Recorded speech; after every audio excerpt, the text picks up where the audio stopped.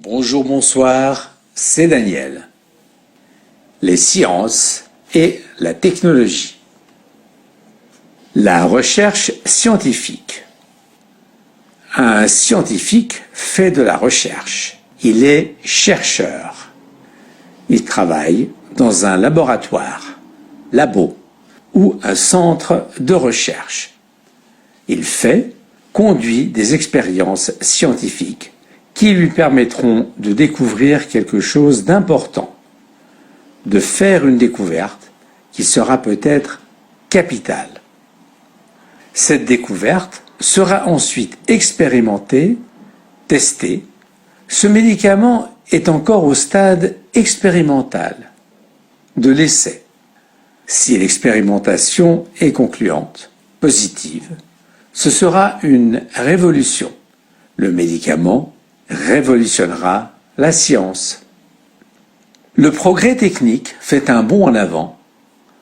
On progresse énormément.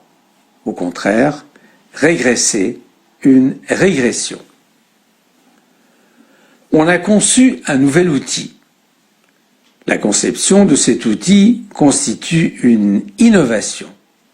Son fabricant est innovateur. Il a innové, fait quelque chose de nouveau. Cet inventeur a réalisé un exploit, une prouesse technique. Son invention est une grande réussite. La haute technologie. Dans beaucoup de secteurs, on modernise les équipements. On rattrape, comble le retard technologique. Les bureaux sont équipés d'ordinateurs performants, à la pointe du progrès. Les technologies de pointe constituent un secteur en plein essor, en plein développement.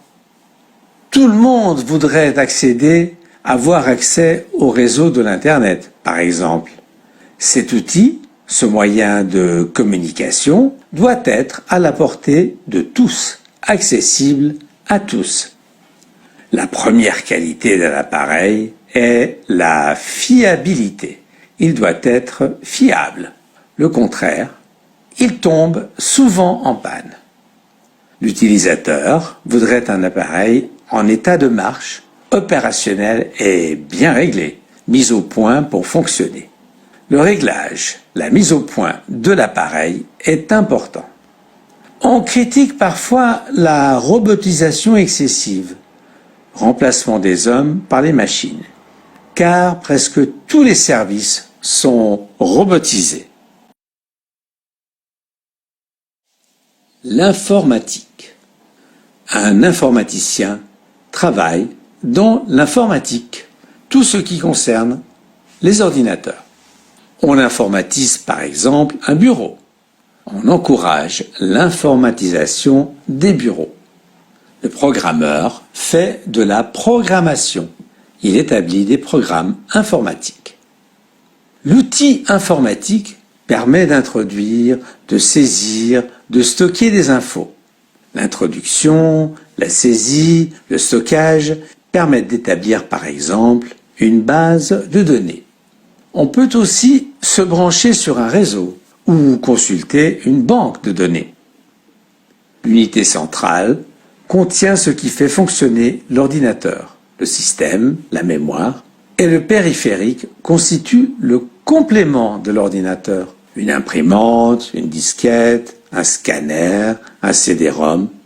Si les ordinateurs sont compatibles, s'il y a compatibilité, ils peuvent être connectés les uns aux autres. La connexion est possible. Grâce au modem, on peut transmettre des données, textes, images, etc., des fichiers d'un ordinateur à un autre. La transmission se fait par l'intermédiaire du téléphone. Grâce à la configuration de mon ordinateur, je peux imprimer des textes sur toutes les imprimantes de l'entreprise. La plupart des utilisateurs ont un code d'accès, un mot de passe, c'est-à-dire un numéro strictement confidentiel qui leur autorise l'accès au réseau.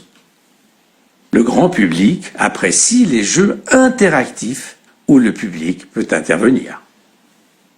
Un logiciel peut avoir un bug et un système peut être atteint par un virus, ce qui entraîne de graves problèmes de fonctionnement.